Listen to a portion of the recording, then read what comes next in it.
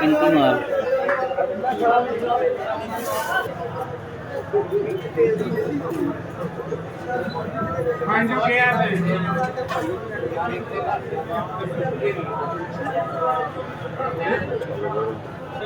Strawberry भाई ने ली है 150 रुपये किलो।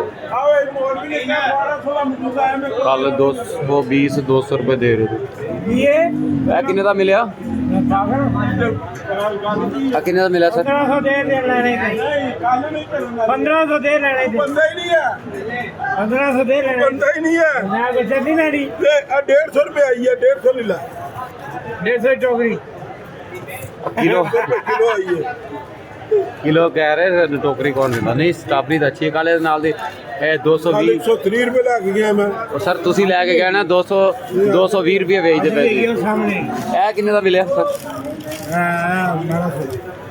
किन्ने किलो होएगा मरूद? 1500 का है ये। नहीं किन्ने किलो वजन होएगा? वजन किन्ने किलो ना? वजन है क्या ना टोटल 16 किलो तो कुछ होगा 16500 मरूद हो गए 12 किलो 12 किलो। और छोटा 10 किलो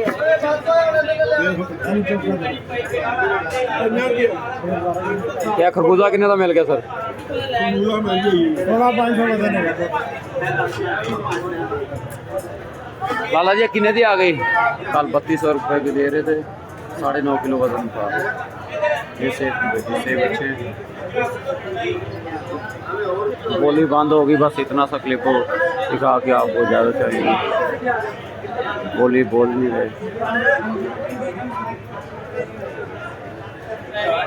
ये मंडी की सूरत हाल है यार। कीमतें बताने नहीं देते। अगर कोई भाई कहता है ना भी प्रॉपर कीमतें किसी से पूछ के बताओ वो डरते हैं कि कहीं हम पे कोई कार्रवाई ना हो जाए। 500 का टोटा